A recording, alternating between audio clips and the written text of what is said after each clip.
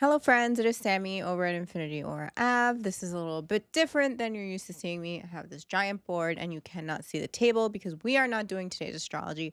We're going to look at the astrology from the beginning of January all the way to March. If you're joining me on Instagram or TikTok, you can't see this whole board. So you have to come over to YouTube to see the whole video. I'm just going to tell you what we're going to do. And if you're interested, come join me over on Infinity Aura Avenue on YouTube. And if you're not interested, that's cool too. So usually you guys see me for the new moon and the full moon. I do a little bit of the astrology in between when I'm on those videos, but you haven't really seen me do like a look ahead. And I had an event here in Infinity War Ave, so I put together the astrology for from the event, which was January 10th through what did I do? March 20th. I wanted to go over with the people that were here with me at the event. Just the astrology of what's to come so you can kind of get an idea a little bit further ahead than what I do with my normal check-ins on YouTube. So let's get into it. As you can see, I started on the 10th. I'm filming this. This is now the 17th. I also, before this video, I just recorded the new moon in Capricorn. So we're starting just about here. We're starting just about here in the chart. I am going to start with these two just because it's not that long ago and you might remember what that energy felt like. And if you don't, I just think it was a good starting point as far as like what the new year was really about in the beginning. It's been kind of heavy. As we move through, things start to move a little bit. I think February is going to be a little bit tough. We do have that Mercury retrograde coming. And the end of this that I put together just kind of wraps up around Mercury retrograde. So then I'll probably come back and do this again if you guys enjoy it. Leave me a comment. Let me know if you're into it. Um, and if you guys are, then we'll do it again. And if you're not, then I'll probably do it again anyway because I'm under the same astrology and it breaks it down for me in a way where sometimes I'm just looking at the whole year, sometimes I'm just looking at the new moon. So this is kind of like another check-in point for me to add for myself that I can also do with you guys. So let's get into it. Okay, so I started the day of the event, which was January 10th. We had Mercury, Mars, Sun, and Venus in Capricorn. They're all traveling together at this point very closely, and it's only today, the 17th, that Venus has entered Aquarius, so she's kind of moved out of that. But I tell you guys a lot, just because a planet has moved into a different sign, it doesn't mean that it's separated from the other things that are going on in the planet before, in the sign before, because there's not really an invisible wall in between these signs like we see on the chart. They bleed into each other, right? These energies bleed into each other, and there's not just some hard wall that they walk through and end up in another sign, and now everything's different. She still is very, very close to the energies that are going on in Capricorn while I'm recording this video and moving forward. She does start to kind of move into that next energy. In Aquarius, she has a tendency to be more free with money, but also brings a new opportunity to invest. This is your first test of goals for the new year. Like, can you stick to what you said you were going to do? We were very serious about it in with all this energy in Capricorn. With Mars and Capricorn, there's not like a lot of actual movement. There's just kind of like setting the foundation, maybe like getting your schedule together, figuring out what needs to change, how you're going to go about these things. Not a lot of actually like getting it done, is almost like setting the foundation for these things. Venus was there too, so we were looking at where do our finances need to be, where do we need to put our values, what are we looking at in this area. And then she moves into Aquarius, and this is kind of like frees up some things. So if you have financial goals, when Venus moves into Aquarius, which is today, that's kind of like your first test. Like, how serious are you about this? Then we move into the new moon in Capricorn, which I just put out a video about. If you missed that, go check that out as well. We get into that a little bit deeper. This video, I'm looking at the major shifts in energy, right? There's a lot of things that happen in between. There's squares, there's trines. There's all these different energy in between that I get a little bit deeper in when I do the new moon videos and the full moon videos. So we're just looking at the bigger changes in this video. I did put the dates for the new moon and the full moon because those are big changes. You guys know I like to check in for those. So this new moon in particular, like I said, I talk about it a little bit more in the video, but this is about solidifying goals for the year. The energy is exciting, hopeful. There is a Chiron square, so it brings in big feelings of insecurity because of the past. You do want to return, like center yourself back to your goals. If you're hitting a point where it's like, can I actually do this? All these things that I've been looking at. Yes, this is the time. This is the new moon to solidify those goals. Like I said, for that and any other new moon, full moon that we're going to look at in the process of this, you do want to check out those videos. I do get deeper into that. So on the 19th, we have the sun moves into Aquarius. So the sun joins Venus in Aquarius. Mercury and Mars will follow by the 23rd. I talk about this in the new moon video. Um, this is big energy because they do all touch Pluto, right? All the planets that are moving into Aquarius are going to pass by Pluto. This is big transformational energy. These planets will all be literally burned down to the ground, brought back to life. So you have to check out that video if you want more information on that. Let's move on. On the 26th, we have Neptune enters Aries. This is a 14-year cycle. Neptune enters Aries and spends 14 years in a sign, right? Neptune was in Aries from March 31st to October 23rd of 2025. So you get kind of a preview of what that energy was like during that time. This is the energy of following a dream that you can see, but that you cannot see, but you can feel. There's a lot of social change and shifts in beliefs. The last time that Neptune was in Aries, we had the Civil War. I don't do a lot of political astrology because honestly, I don't know a lot about history. I'm more here for your personal development. There are astrologers that focus more on historical astrology and those kinds of patterns, and they just know them better because they're into history. It's just not my bag. Okay, I want to help you with your personal goals, and that's fine. But that is something that we do look at in astrology. I do think that obviously war will look a little bit different going forward. It's not really a feet on the ground anymore. Like that's just not our reality. But I will leave that conversation to the astrologers who are more informed with history than I. So let's move on. We have the full moon in Leo on February 1st. It is important to honor the balance of me versus them at this full moon, right? Whatever that means for you. You want to reconnect with the self and expression of the self. I will be doing a full moon video as usual, so you can check in with me. That will be the next video after this one as far as astrology is concerned, because I just did the new moon, and that's the first moon video that comes out after that. On February 3rd, we have Uranus going direct. Uranus has been retrograde for quite some time. This brings potential, especially like right in the beginning, potential for high conflict, large scale and small scale.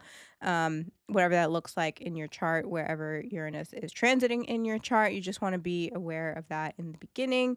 As it transits through the sign, it is very slow moving. So a lot of the times, like those kind of like revelations that Uranus can bring in, sometimes you don't notice them as much. But when Uranus goes direct again, there is a shift in that energy, and you might see it. So February 6th, Mercury enters Pisces. Listen, this is my least favorite place for Mercury to be. No shade to my friends with Mercury and Pisces. Mercury and Pisces has always felt like, to me,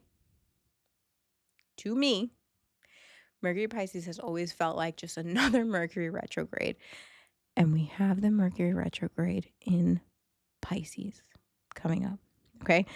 If you have Mercury in Pisces, maybe you thrive during this time. Mercury is your thoughts. Mercury is your thought process. Mercury is communication. Mercury is all of the things that have to do with the mind. Pisces, the environment of Pisces that Mercury heads into is dreamy, foggy, delusional. Um, just in a way that, like, there's not a lot of fact checking with Mercury and Pisces here, right? There's just like, I believe. I believe. That's why Pisces are so sweet, because they just really believe in the best of things, right? I just don't love it when it's transiting there. For me personally, some other people might have an easier time.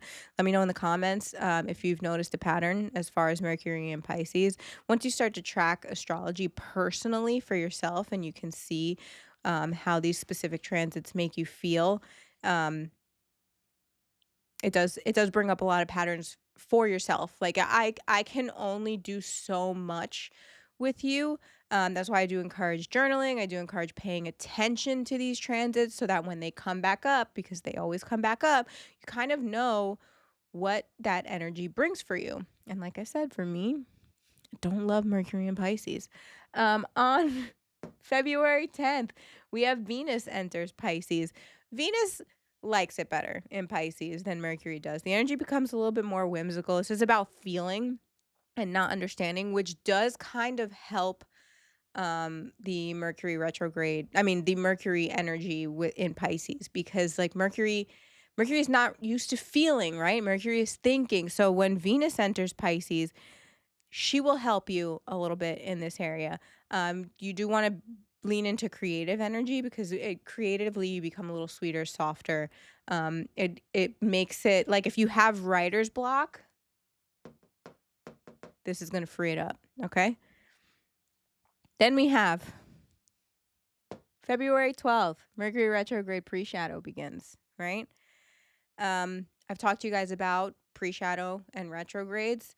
Mercury being the easiest to see, because it is the quickest moving planet that retrogrades, and it rules your minds. So it's very personal, right? Um, you want to. Here's how it works: when a planet is moving forward, it is known as direct, right? When it goes retrograde, it's essentially moving backwards through the chart. So, what you want to do is you want to look at the part of the chart that the planet is going to retrograde in. The weeks leading up to that, the planet is going direct through that space. While it's going direct, you will see a theme as far as communication. Sometimes that's transportation. You know what I do notice during Mercury retrograde? More traffic. I notice that a lot during Mercury retrograde. Just for me, like, it's short um, distance travel, so like that can affect your daily commute or whatever. That's just something that I've seen personally. Yeah. So in the weeks leading up, you kind of want to look at what the Mercury retrograde themes might be for you. Um, like I said, thoughts are more intuitive than analytical, so it becomes harder to focus on details during this time, easier to grasp mood, tone, truth behind the words, very easy to miscommunicate. You want to look into that, especially the days leading up to when Mercury actually goes retrograde. I feel like the 3 to 4 days before and the 3 to 4 days after is when the energy is the loudest. But yeah, so from the 12th to the 26th, keep an eye out on what those patterns might be as far as Mercury retrograde. Then on the 13th, we have Saturn enters Aries, joins Neptune in there. This is a 2-year cycle. Saturn spends about 2 years in a sign, and just entering Aries, he will spend the next 2 years here. So Saturn was here between March 25th and September 1st, also with Neptune. Saturn in Aries is about self-definition, personal responsibility, and discipline. Who are you and what do you stand for? This is about learning to control impulses and patience. Neptune and Saturn move together here through the end of May, and then Saturn kind of separates itself from Neptune. Neptune moving slower will spend the next 14 years here, and there's a lot of personal development here, right? Aries is a sign of me. What do I need? What has to change for me? We spent a lot of time with Saturn and Pisces as far as like what had to change as far as the collective, and it gets a little bit more personal. Saturn and Aries, this is a lot of self growth. This adds to following the dream that you cannot see, but this will help you do it with patience and discipline. Then we have February 17th, new moon, annular solar eclipse in Aquarius. Um, this is another video that I'm going to do, so you will see that in February. So the annular solar eclipse is an eclipse that the sun is not completely covered by the moon. So on the outside, you see the sun. They call it the ring of fire. This is a partial revelation about who you are and within what groups you belong. This unfolds over the next 6 months as an eclipse usually does. There will be more on that when we get into that, closer to that. I will do more on that energy in that video. Then, February 18th, where are we? Sun enters Pisces. I didn't know for a second if like all the planets were in Pisces. Yeah, no, but they're getting there, I think. Mars is still, yeah, Mars doesn't enter Pisces yet.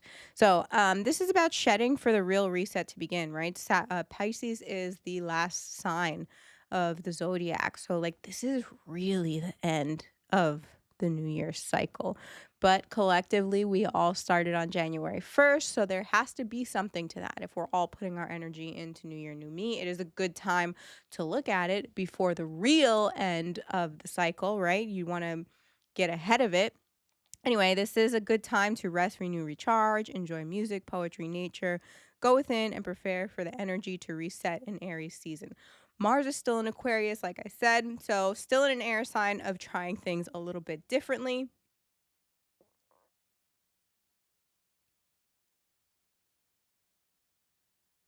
I thought I was going to hiccup.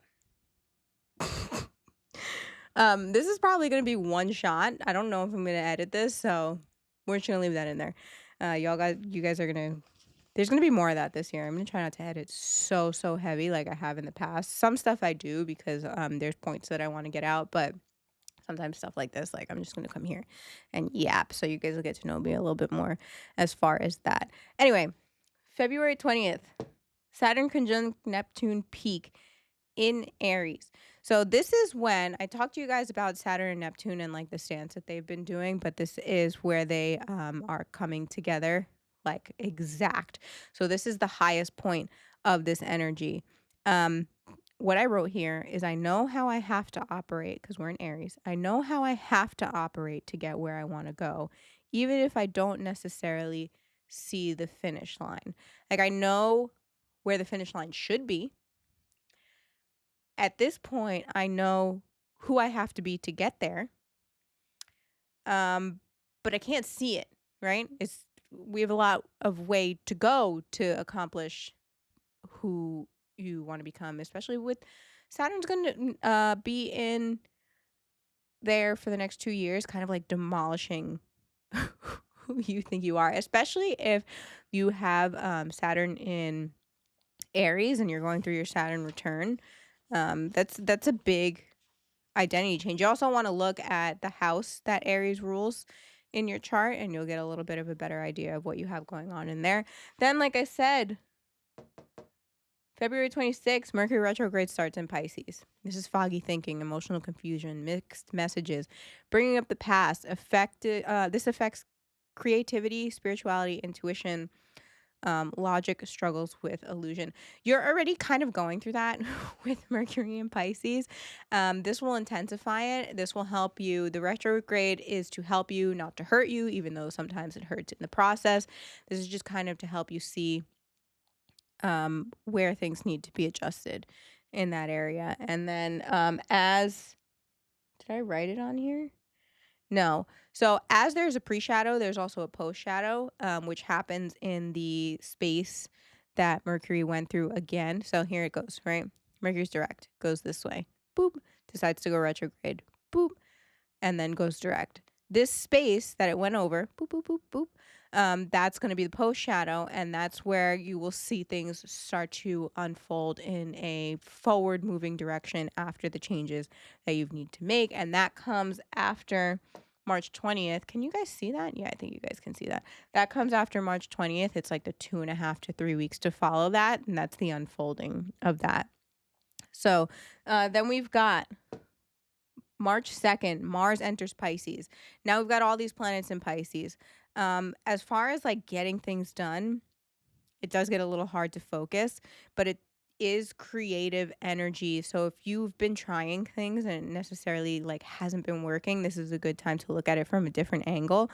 This is good energy for creative projects and returning to creative projects because we are in a retrograde at this point. So like you don't really want to start anything new.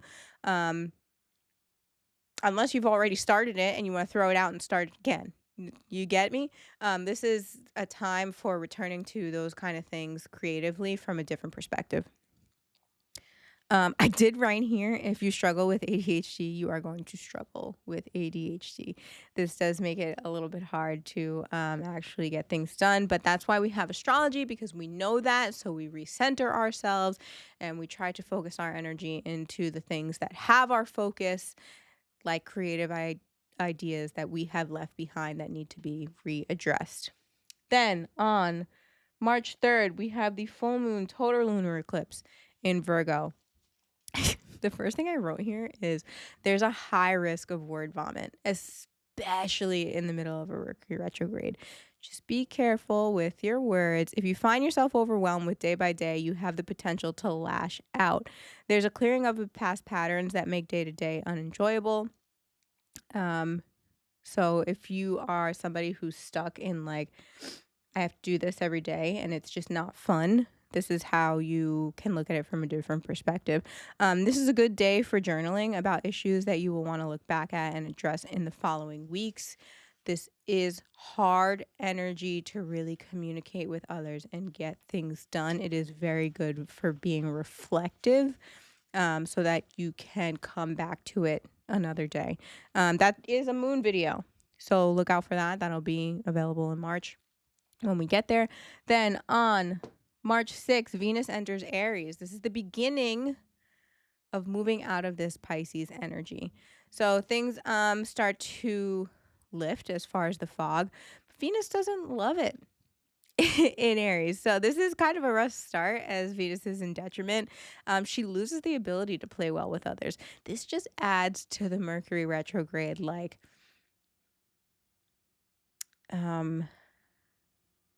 miscommunication. Like this this brings, whereas before it was kind of like if you're having miscommunications, it's a little bit more internal.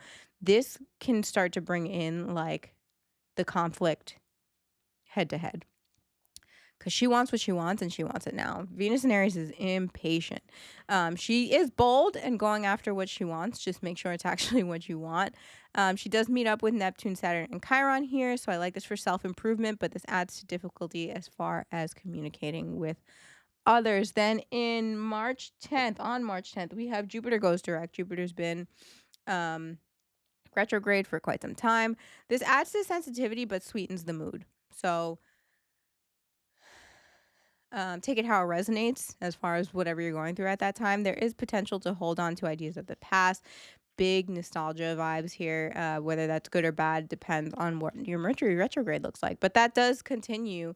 And Jupiter does usually do well in Cancer. She's been there for about a year. The better part of a year, not quite a year, because she only spends about a year in a sign. So then on March 18th, with the new moon in Pisces. That'll be another video. I like this for evaluating and manifesting dreams for the self. Focus on healing, connecting to intuition and spirituality. This is a really good moon for manifesting, as far as we've ended a lot of cycles, right, through this, and especially with Neptune and Saturn going into Aries and leaving Pisces. It's the end and the beginning. So with this new moon, it's it's a reflective moon, like it goes deep within. There's not a lot of light, right? The new moon is dark. I'll go over this when we come to it in the moon video, but this is a good moon for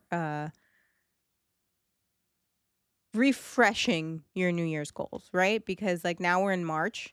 So you have to kind of like analyze, like, am I hitting these goals? This is around the time where like if you're in the gym, Or if New Year's is one of, or if let's like that's one of your goals is to get into fitness and you're doing the New Year's new me in the gym. This is the time of year where people give up. Okay. So if you are looking at your goals, right?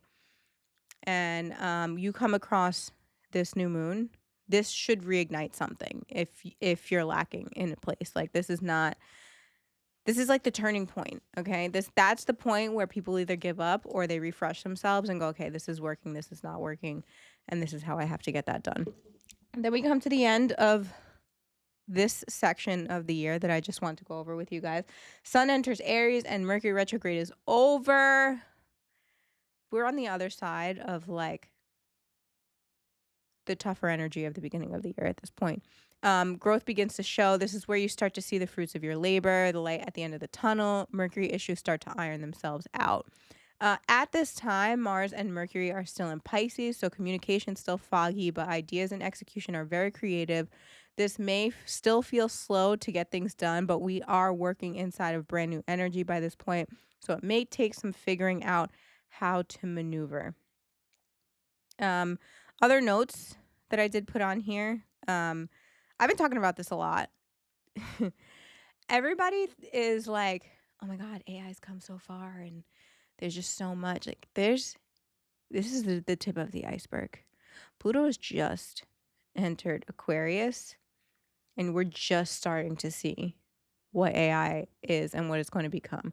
Um, as scary as it is, I think it's a little scary, but I'm also excited for it. Like, it's just on the other side of this Pluto transit, it's going to look so different. But it is like a 20, I think it's like 27 years or something like that, that Pluto is a sign. I don't know exactly. You have to, somebody fact check that for me. Put it in the comments. But Pluto spends the longest in a sign, right? So Pluto going through this tech and AI, because that's what Aquarius is about, disruptive change and technology.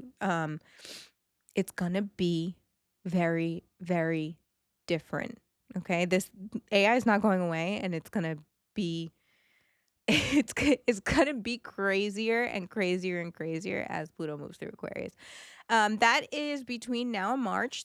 I'm just gonna put this video out. I'm not gonna edit it at all. You guys are gonna get it as it is. Let me know if you enjoyed this piece of astrology. We've never done this before together.